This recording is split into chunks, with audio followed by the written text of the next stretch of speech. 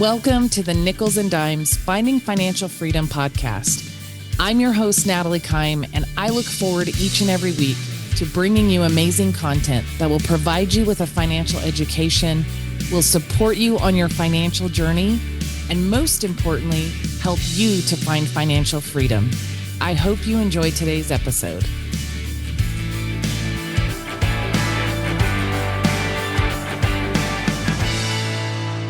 Welcome to the Nickels and Dimes Finding Financial Freedom podcast. I'm your host, Natalie Kime, and today I'm sharing the microphone with Toni Serrano, who you guys have heard before. She was my guest on episode 3, and we talked about financial planning and long-term care. But today we're having a completely different conversation.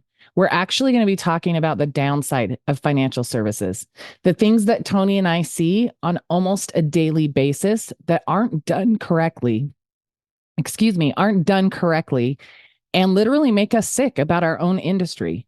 We're also going to talk about the things that you can and should be doing to make sure that you have the products you think you have, and most importantly, that they work the way that you think they work. So, Toni, I appreciate you being here with me today. You ready for this, girl? Yes, Natalie, I am so excited to be back. Let's go. All right. So I want to start out with, it's not the basic. It's one of the most important things we provide for people, but one of the most straightforward, I guess, products that we use, which is a standard term insurance policy. And one of the things that we see in that is people think that when they get that term policy, it covers them for everything, that they're good. And the truth is, it does not. And you should be asking the question of, what if I get sick? What if I become disabled? To make sure that your life insurance policy covers you in all those cases, because a term policy can provide that, right?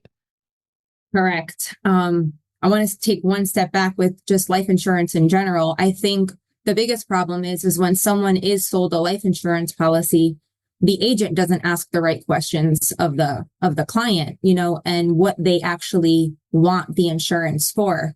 Usually it's what they can afford at the time that agent is there. And because that agent wants to just make a sale, they just sell it to them.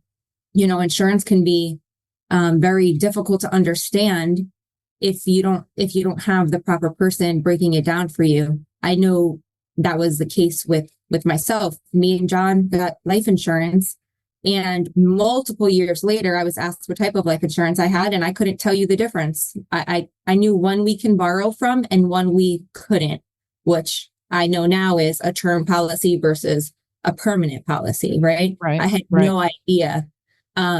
So years down the line, if something would have happened to me and I didn't pass away in that time frame, we would not have had insurance for myself, but we wouldn't have known that. So there's a lot of things that need to be addressed when a life insurance policy is sold, and they're just not. Yeah. No, I'm glad you went back there, because that's a really good place to focus on for a minute. That's the difference of whether or not the agent that you are sitting with, the financial professional, actually gets a full understanding of where you're at to begin with. Right? So not only are they not asking the right questions about what do you want this life insurance policy to do for you, they don't even know where you're at financially, because not everybody out there does a full financial needs analysis with their clients. And for those of you who don't know, or maybe haven't listened to some of the previous episodes, a financial needs analysis is where we sit down, we get a full picture of where you are. Most importantly, we start with what your goals are. So before we even ask how much money you make or how much money you want to save, we want to know what's most important to you. And then we gather, what do you have coming in? What do you have going out? Based on your goals, based on what you might have already in place, a 401k, or maybe you got a Roth. A lot of people have gotten a Roth along the way. Where are the gaps in your financial picture still? And is there a gap in the amount of life insurance you have, even if you already have some? And so when you don't even ask the questions or go through that full process to understand where clients are, here's what I'm saying. If you are talking to a financial professional that is not doing that, I can almost guarantee they're not going to ask you the right questions. that they should be when they're trying to actually sell you a product. Would you agree with that? Absolutely. And just to talk like a term policy can be great for the right reason and for the right person. But there's a couple of things that are not the greatest when it comes to term, especially if the client doesn't understand it, right? Yeah. One, like you said, depending on how long ago you had that term policies have improved quite a bit. Where before Correct. you pay a certain amount of money, and if you pass away with, like, let's just say a 10 or 20-year time frame, then that money gets paid out to your family. But if you live a day past that, you no longer have insurance. If you get sick, like you said, a chronic, critical, or terminal illness, your income, is lessened, or you can't work at all. Those older policies don't have things like living benefits on it that you can take advantage of if in those cases.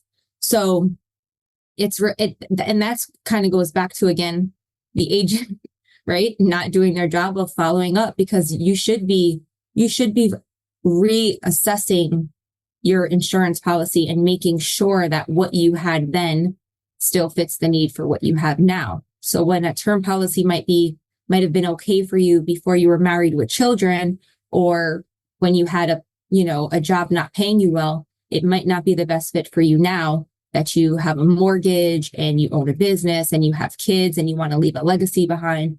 So there's a big difference in the types of policies, and it all, again, goes back to asking the right questions and having the right person that's going to sit down with you and reassess you every few years. So, I mean, we do 6 months to annual reviews with our clients, but Yeah. No, and that's a good point. It's exactly that. Like, look, you can process a transaction or you can build a relationship with your client. And unfortunately, not, I think the majority do not focus on building a long-term relationship with their clients where they're going to be there every step of the way. And if I tell my clients all the time, I'm going to be here until either you retire or I retire, and I'm not retiring at 65 because I can do what I want from anywhere and I can cut back my hours or adjust them as much as I want to. And so, however, if the time comes that I step out of this realm before you retire, or even while you're in retirement, I'm going to hand you off to somebody that will take as good a care of you as I did, if not better. And so Tony's right. I send every single January, I send out an email to every single one of my clients. And I said, hey, Happy New Year. It's time to sit down and take a look at your budget and at your overall financial picture. Let's check in on where things are at that you already have and find out if you're ready to take the next step with your plan. And I send them, I mean, they have my contact information, but it's in that email, of course. And I also send them the link to my calendar so they can set up time to meet with me. Now, not every client of mine does that. I'm also paying attention to where they're at in life. I have notes on my clients about where they're at in life. Are they saving for their kids' college? Do they have grandkids coming? So that when I see or hear that a life event has happened that might cause them to look at making some changes or additions to their financial plan, I'm reaching out for that too. And I'm making them aware, hey, you have that new grandbaby. Are you interested in looking at something you could put in place for them to help your kids save for their college or for whatever it is they decide to do in the future? So it's 100% the difference between transactional and relational. And I'm sorry, but when you are working with the livelihood of your clients and the things you do or choose not to do can impact their family for generations, the least you can do is show up. Yeah. And if you really want to, I know we have a while to go, but if you really want to boil down to what I see and what we see on an everyday basis, is exactly that. Agents are over and over again having transactional relationships with their clients, and Yeah. they're not trying to have an actual understanding of what they need. And time and time again. I love that what we do because we get to help them even if they already have something, right? So we Right. sit down with clients all the time. And if they have a term policy or they have another policy, we always ask them, hey, do you understand it? If you don't understand it, time and time again, I'll go over their policy with them. And this is what happens 99.9% of the time. What they tell me they have is not even close to what they have. Correct. And there's certain companies in particular, I know we're not going to do that today, that sell a term policy. That's all they do. And not only do they just sell that, but they tell their clients that it's a 30-year term when in fact, it's really only a 20-year term. So yeah, they can continue with that extra 10 years, but after that 20-year mark, their premiums jump sometimes 5, 6, 7 times the amount of money that Right. they were paying for that previous 20 years. Now, no one at age 65 can afford or would want to go from a $100 payment to a $600 monthly payment, without knowing that that's going to happen. So now that leaves them at 65 years old with no insurance, because where are you going to go to get an affordable life insurance policy at that age if you don't even have any other health issues going on? Right. Right. And I'll even give it the benefit of the doubt that the agents do sit down and let's just say they explain the policy, because it can be a little bit confusing to someone who's not in the industry and doesn't know it. But for as long as we've been doing this and as many clients as we sit down, for the rhetoric to be the same exact over and over again, there's no way that every single person that has these types of policies are repeating the same exact thing back to me and not knowing. That just doesn't make sense, Yeah. Yeah. Yeah. And I mean, it puts people in the worst situation. And I don't know. I mean, I don't want to believe that somebody out there is thinking that, when this 10 times, when the 20 years ends and their cost increases by 10 times, it's not my problem. I'm not going to be around. I don't want to believe that there's people out there that actually think that. What I think it is it's ignorance. They don't think forward at all. They think only about the transactions that is in front of them at the time. And in ways that's almost worse, right?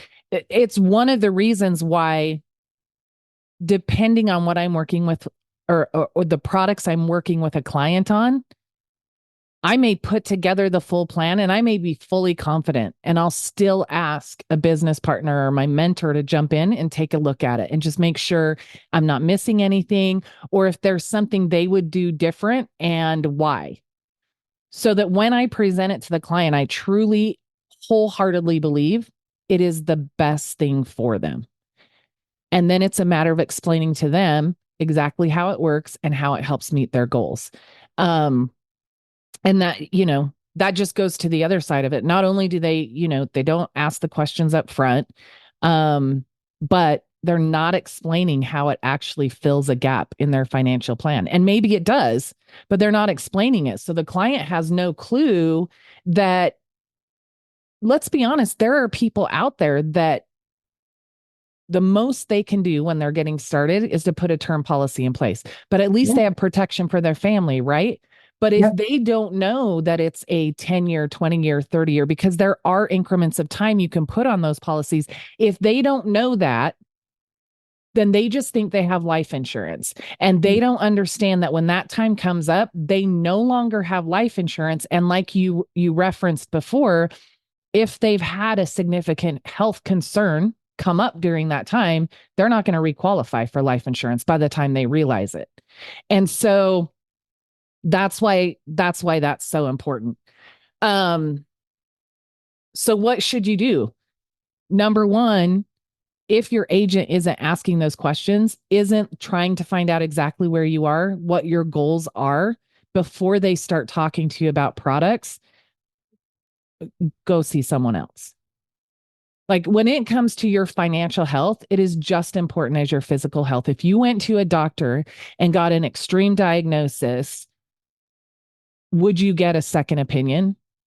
Then if there's anything that you question when you sit down with a financial professional. Just because they're the professional doesn't mean they know everything.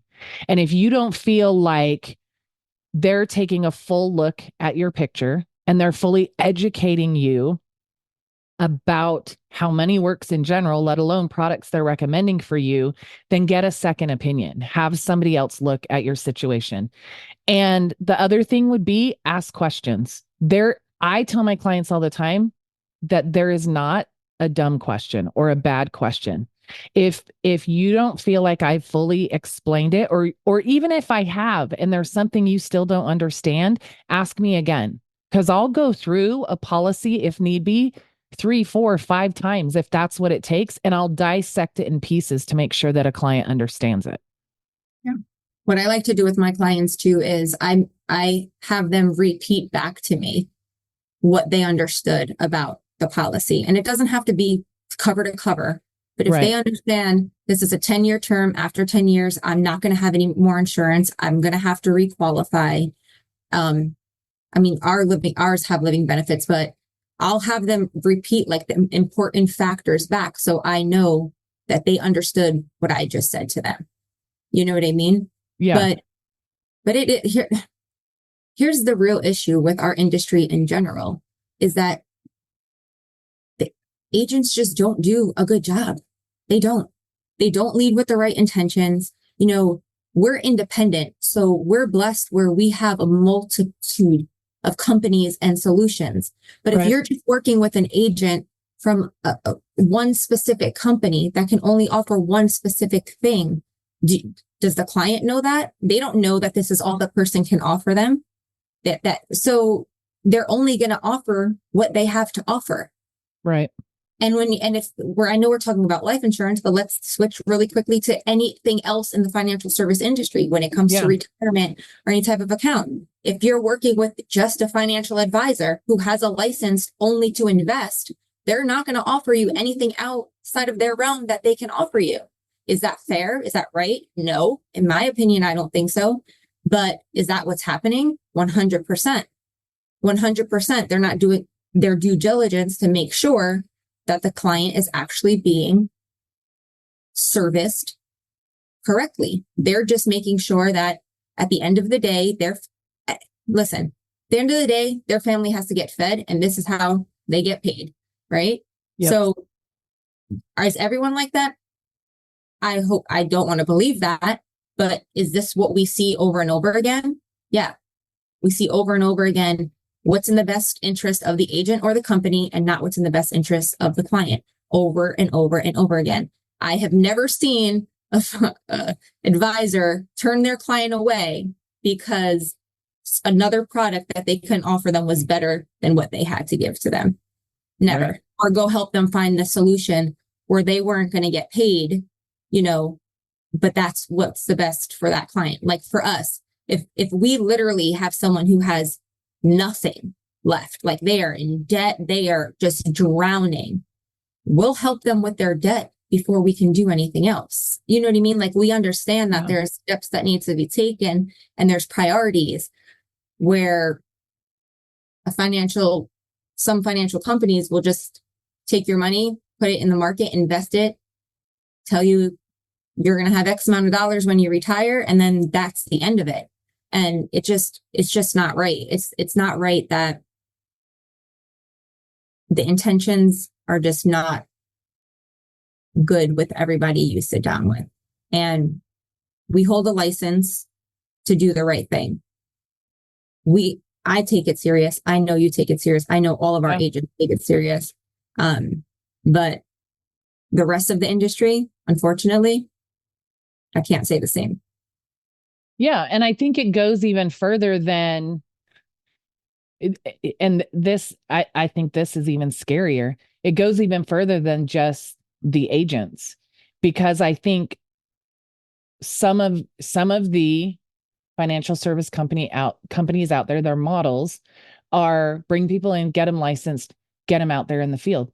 They don't fully train them. So they're not taught that they should be doing this. If you walk into a new job and they say, I mean, think about it. If you walk in, you have no idea how to make a hamburger or what a hamburger is. And they say, You take two buns, you put some lettuce, tomato, pickles, and mayonnaise and ketchup on it. And that's what a hamburger is. That's what you're going to make and sell as a hamburger. But guess what? You forgot the stinking meat. That's what makes it a hamburger. So it's the same thing. If you get a license and a company teaches you to do just this and do it exactly like this, then there unfortunately are a ton of agents out there that are doing that because nobody's ever taught them different. And that means the problem is bigger than now. There are agents who they do things the way they're going to do them, and they're not always right, like you said. But bigger than that and scarier than that is that there are leaders of organizations and organizations as a whole in the financial services industry that are structured in a way that creates that. Absolutely. Absolutely agree. I mean, we see it every single day. Mm-hmm. We have agents from a lot of different companies that have been in the industry for quite some time. And we're teaching them how to properly structure an IUL. And they've sold IULs before. Yeah. For a long time. So yeah, 100% agree that sometimes it is no fault of the agent, right? They're just doing what they're taught, which is even scarier. Yep. Which is even scarier. But yeah, I mean, and here's the thing too. The other thing is like we're evolving, like things are evolving. And if you really look at what I'm jumping to retirement now, but a retirement or something like, a plan looks like what these financial companies are putting in place, they haven't changed. All these years later, 30, 40, 50, it's still the same thing. You put it in the same type of an account, and you're supposed to retire. There's right. Nothing different about it. And I literally was just on my other screen here. I was watching a video and it says nearly half of Generation X say they'll need a miracle to retire. A miracle to retire. Yeah. And they were talking how the baby boomers were really the last generation to have any type of pension. Generation X is going to be the first generation who is wishing for a miracle right now, that will fully retire on just a 401k or something similar to that. Yeah. So why if pensions are no longer, here, and this 401k now has taken over and people are saying they need a miracle to retire. All of these people, by the way, their average 401k is $150,000. And today they say you need $1.1 million to be able to retire. So their average 401k is $150,000. Why are all the generations after them still being told to put all their money in a 401k and they're going to retire happily ever after? Why? Yeah. Over and over again, we hear it all the time. They make little tweaks here and there about how much you can put in and whatever, but the concept's the same, and the concept's not working anymore. Yeah. It's not. Well, I mean, two good points there. You talk about pensions. I literally just met with a lady yesterday who works 30 years for a company, has a pension. She is 6 months away from turning 65. And she has not quite $200,000 in her pension after 30 years with a company. She never had a 401k in addition to that because they never explained to her how they worked or why it would make sense for her to participate in the 401k also. And so not only that, but she gets her paperwork. So she retired from that company, but she still works full-time for another company now. So she retired at 30 years. She gets her paperwork because it's 6 months before turning 65 when she can access the full benefits from her pension, her monthly payment from her pension. And she's reading the paperwork Toni, and it says, this is how much you will get per month. And if something happens to you, there is no value that passes to your beneficiaries. Yep. So you work 30 years for a company, get a pension, however much it is, in her case, around $200,000. If she passes away in 2 years and only pulls 30, 40 grand out of that, the other $160,000 stays with the company. It Yep. doesn't go to her children or grandchildren. And she was freaking out. She was actually sent to me by a friend of mine who's like, my friend's mom needs help. Can you help her? And I said, yes. And I got on the phone with her and I said, okay, first of all, take a deep breath because I can absolutely help you protect your money, help ensure you never outlive your money. And most importantly, the number one thing you've told me is if there's anything left when you pass, make sure that it goes to your daughter. So those are the things is it's like, it is not just agents or the companies or the leadership in different areas in the financial services industry that's a concern. Those are a concern. It's the employers out there who are not educating their employees as to what they do and don't have. A 401k was never created to be a standalone retirement plan. It was created as an add-on, the sidecar for a pension to boost your pension. And here's the thing, you said we need $1.1 million to retire. That's Today. to barely freaking get by. Today. That's the average. I would even say the low end of average for you to get by and live. But we work 30, 40, 50 years of our lives, depending on when you started working and when you stop. The idea is supposed to be that when you stop working, you get to live the life you want to. You get to live not a life of less than, a life of more than, because you busted your ass, you saved your money, you put the right things in place, and you get to travel. You get to go see your kids and grandkids if they don't live close by. You get to whatever it is you want to do. You get to golf every day when you retire. Whatever that dream is for you, you're supposed to be planning to live a dream life, not live a life of scarcity in the last 10, 20, 30 years that you have on this earth. And that frustrates the hell out of me as well. Right? So you have, unfortunately, agents who don't know the right thing to do, agents who know the right thing and don't do it, companies that are designed to not do things the right way, and leadership within those companies that go with it or turn a blind eye, whatever you want to call it. And then we sit down every single day and we're trying to redirect. We're trying to salvage some of, if somebody's been there for 20 years and they're 10 years away from retirement, sometimes we're in salvage mode of how do we make this work, and put in an opportunity where this can actually build and give you some of that enjoyment and life on your terms after retirement. The whole system is the whole system is broken, Natalie. Like the whole dang system is broken, and it's like a crap show that just trickles down from one wrong thing done to the next.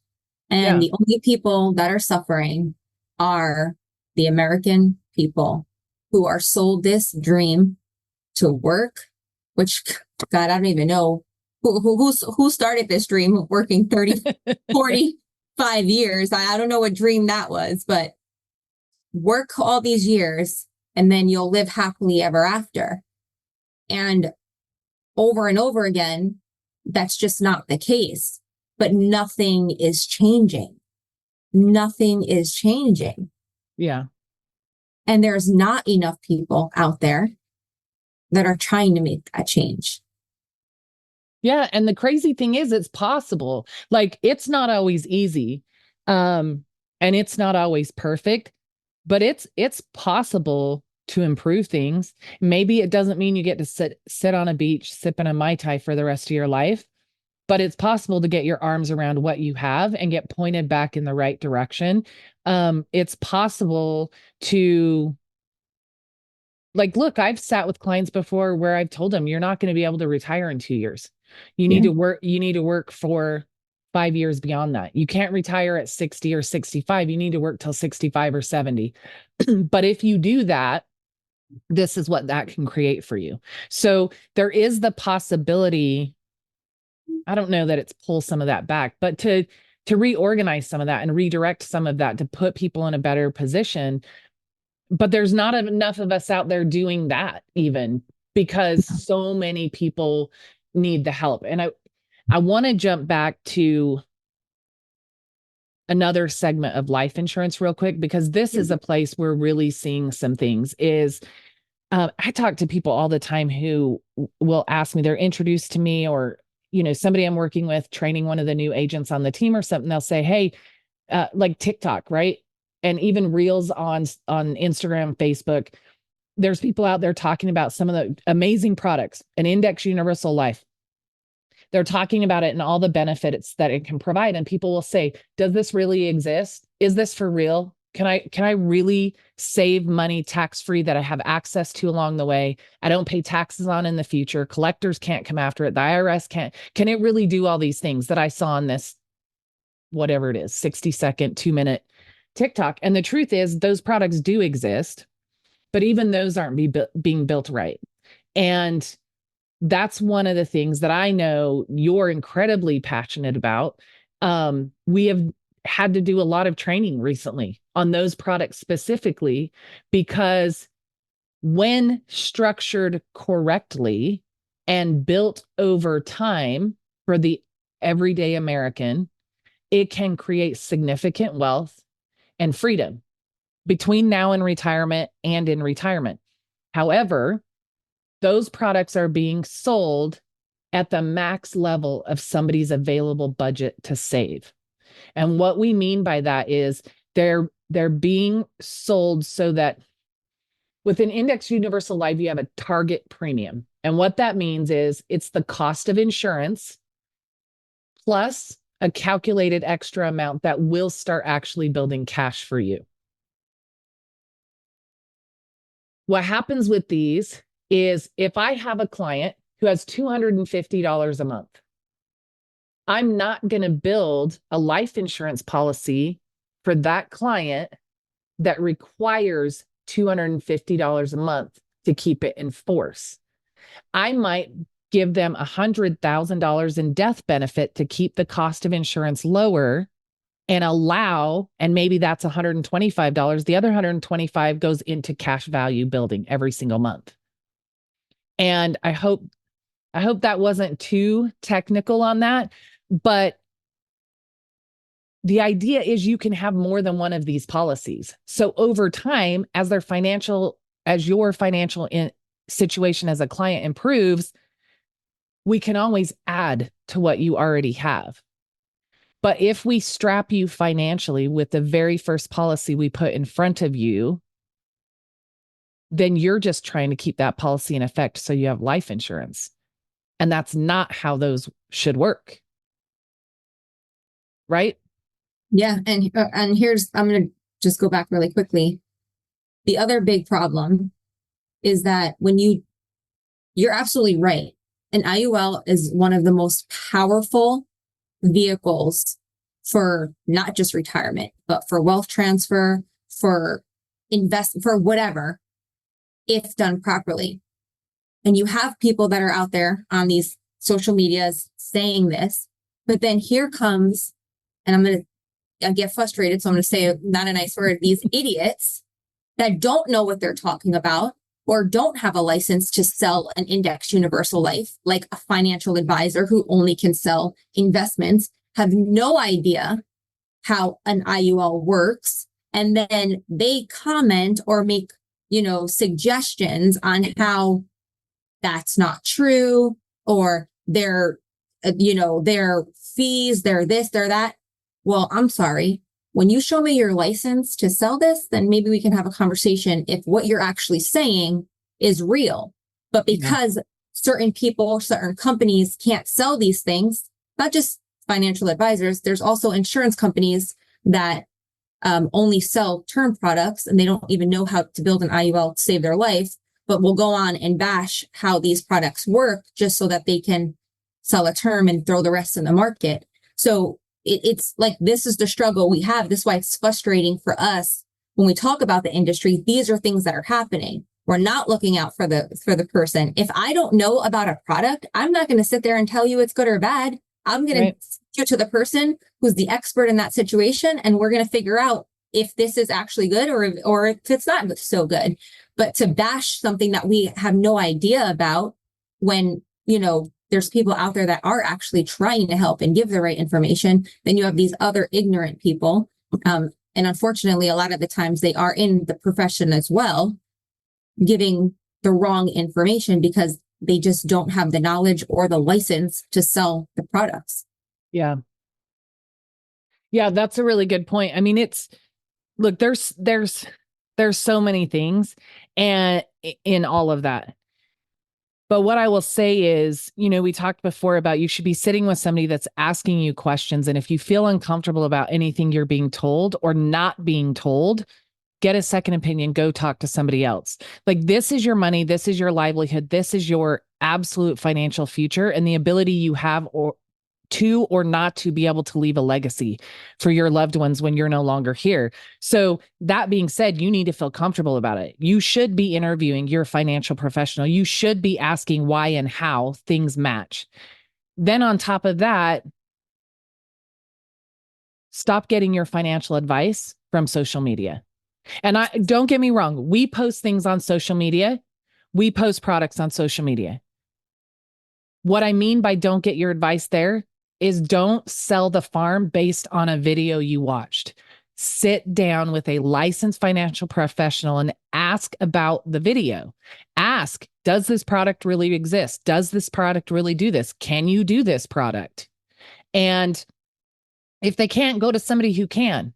So yes, the way that information is disseminated today is crazy to even 10 or 15 years ago, right? It's absolutely insane. You have stuff coming at you all the time and you're trying to digest it and you hear this little snippet and maybe you're talking to somebody mentions life insurance a month from now and you're like, oh, I heard about this thing, da da da da da. Do some research. There's great information out there about those products, and then get with somebody that can really show you if and how that product makes sense for you. And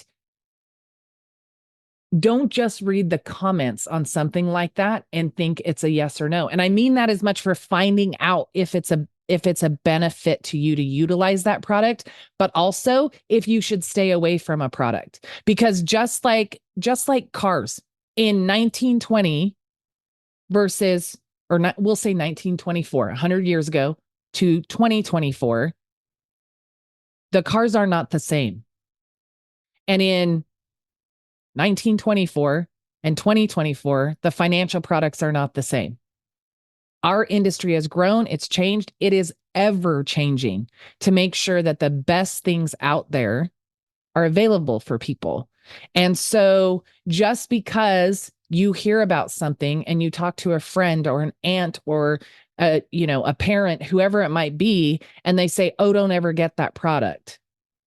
You need to ask yourself if that person is a licensed financial professional qualified to give you that advice before you just hang your hat on that and miss an opportunity to build a huge portion of the wealth that you could build for yourself and your family. So it's both sides on that topic, I think, right? Yeah. It talks people out of things that could really benefit them, and it convinces them that things that aren't the best idea really are.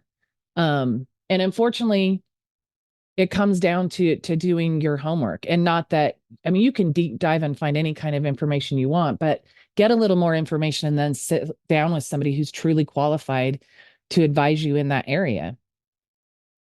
And the And thing we really see with those IULs is that people are so strapped, they end up having to surrender those policies because they can no longer afford them. And again, here they are. It's a different life insurance product, but here they are potentially not able to requalify for life insurance. In that we have a couple agents that we work with, Mhm. um, who are in that situation, unfortunately, Yep. because when they came into the industry, what they were shown and taught was not accurate. And now when they're seeing what's truly available, um, I'll just leave it at it's really sad to see those reactions. And those are professionals in our industry that we work with who Yeah. had this happen to them. And if that's happening to them because somebody told them that's how it worked, um, it's really scary how much it's probably happening out there to the everyday Americans who are just trying to set themselves and their families up, right? Yeah. It is. It's sad. We see it unfortunately way too much. Um, but it does all, here's what I'll say. Because I can see someone, how am I supposed to know who I can trust and who I can't? I would say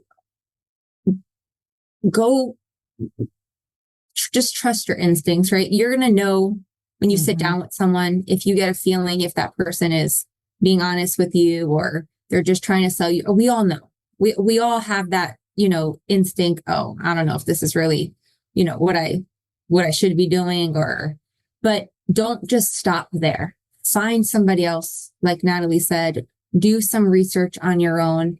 Um, there are a lot of good people out there that do the right thing.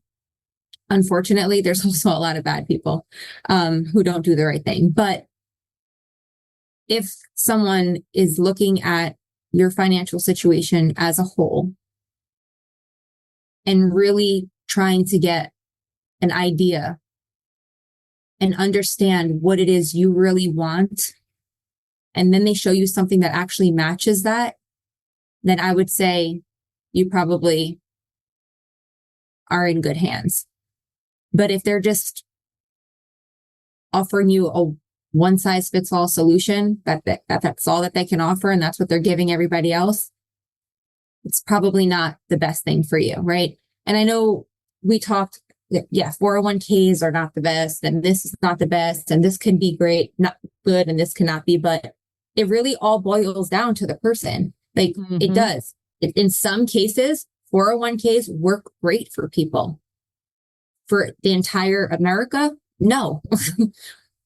Everyone here, like everyone that's working here in America that gets funneled into a 401k, it's not the best thing for everybody. Probably not even Yeah. half of them. If you want my honest opinion, a 401k was created for tax benefits for the company. That's what it's created for. Yep. A company can write off what they match you on your 401k. That's it. Yes. We're told, oh, we can write off our contribution too. That's great. Half of you out there don't need the write off. I'm gonna be real honest with you. Half of you don't need the write off. When you're have a family, you have a mortgage, you have kids, you're not making over a certain amount of money, the write off does nothing for you at Yep. all. You're putting money into an account that's 100% at risk that you're going to have to pay taxes on later, and you're going to have no idea what those taxes are. So for most people, it's not the best option. Now, could it be an option later on when you do need some tax cuts? Maybe. I don't know. We got to look at your situation, right? Yep. But not a one size fits all. But that's what we know, you know, as a retirement plan in this country. And Well, I'm and sorry not to call it a plan because it's not a plan. It's an account. It's yes. an account. We call it it's an account. It's not a retirement plan. It's a place that your money goes. That's it. A plan is, hey, what does my retirement look like? What am I going to need? What's worrying me? Am I going to outlive my money? Do I have stuff in case I get sick? Am I going to be able to leave, wealth to the next generation? Am I going to be able to vacate? Like that's a plan. So now if you find something that can fit all of those things, then that's a plan. But just throwing money into an account somewhere, that's clearly not a plan that's working for most of us. Yeah. Well, and I mean, gosh, let's go as big as it gets then, right? Um, our government doesn't require financial education in school. Uh, they have in place a social security system that has not been updated and funded properly for decades. And yet, those in our government utilize products that they don't tell the average American person about. So 100%. they use it to save their money, they use it to protect their money, and they use it to pass on generational wealth. And they don't give it to us. So, hey, I mean, we've talked about a lot of things today, right? At the agent level, at the leadership level, at the company level. Um, it, there's some concerns even at the government level. And that's why Toni and I, that's why our company, that's why the good agents out there are as passionate as they are about changing the game. First and foremost, from an education perspective. And secondly, in making sure people understand, like you have the right to get a full and complete FNA. You have the right to expect that your agent presents options to you.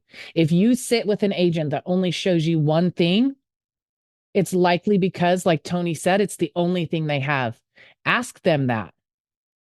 I think you have the right to ask them if they have the products that they're recommending to you.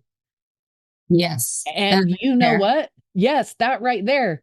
That right there. I, all day long, if a client says to me, do you utilize this product? I flat out tell them, yep, I put my parents in this product. I put my parents in that product. My son and I have these products. Yeah. And if they wanted to see, I mean, I'm not going to show them the social security number and stuff side of it, but if they wanted to see, what I've been able to create with those accounts, I would share my information with them. Are you working with an agent that will do that? You have the right to expect to hear from your financial professional at least once a year. You have the right to expect that. And you have the right to expect that they'll answer your phone call if you call them, or at least return a message, right? Because Oh we're not man. always sitting there waiting for the phone to ring. Well, that's you just, and I know we're coming close to the end here, but that's the other thing. It's, oh, my financial guy is my friend. Mm-hmm. Okay, you've lost money 10 months in a row and you're 67 years old. Has your friend called you? No, I feel bad taking my money from him. Like, this is what we're trained, like, this is the mindset that we have. That sickens me. Yeah. That a person who worked 40 years of their life and has almost nothing has lost 10 months in a row, and their friend hasn't reached out to them once, but they feel bad. Yeah. They feel bad. Like you feel bad taking your money from them.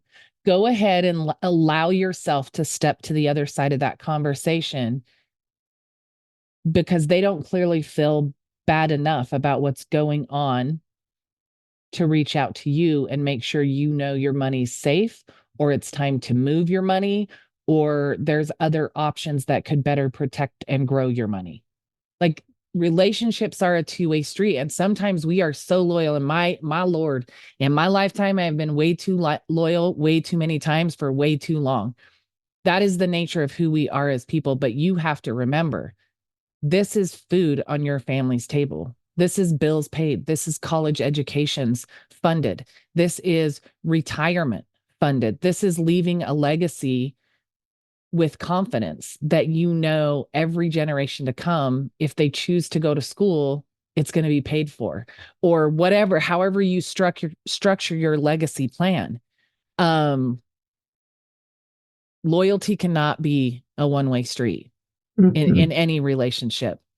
Um, and I want to wind things down. Like, there's a lot of information there. And honestly, Toni and I run into this all the time. Our team members, our business partners run into this all the time. And if you felt some frustration and and kind of jumping around with the things that we're concerned about, that is exactly what we wanted you to feel. We could have prettied this up and structured it really nice.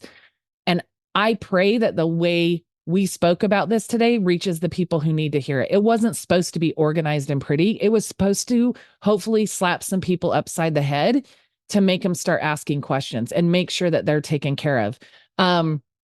Like I always say, if you need help, you can reach me through the show link in the show notes. You can find me on social media. I will have a conversation with you. It costs you nothing to have a conversation with me or with Toni.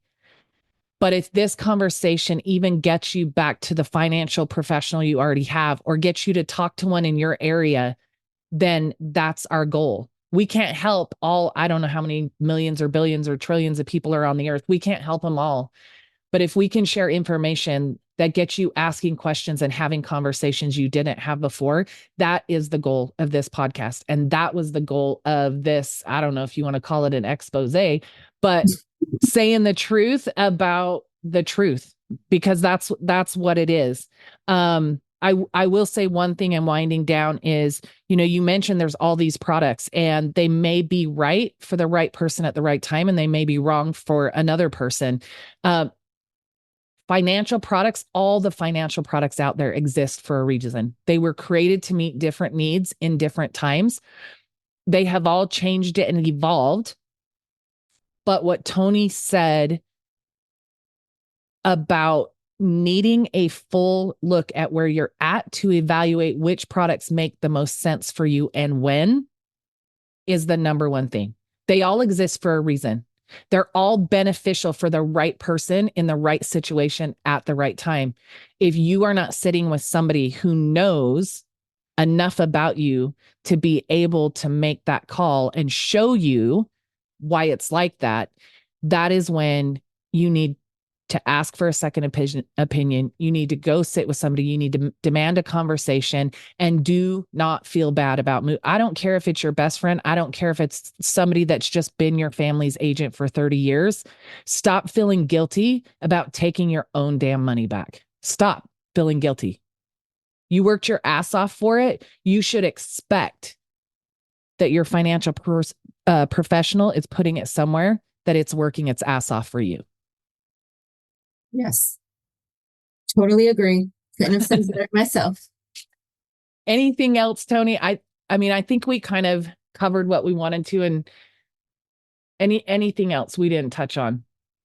I mean, we can go on for hours with this conversation, but I hope someone hears something in here that moves them to do something about the situation if they're not comfortable, or if they heard something that maybe sounds familiar, to them. Maybe it's not you, maybe it's your parents, maybe it's your neighbors, like whoever it is.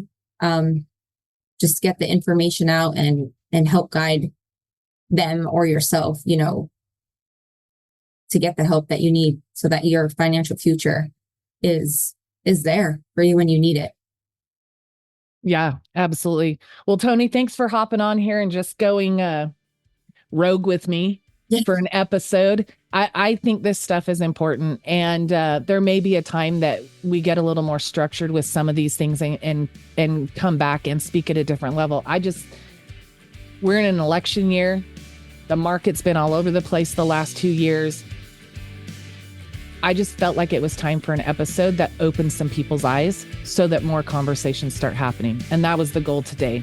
So Toni, thanks so much for being here with me again. I always love talking to you, girl.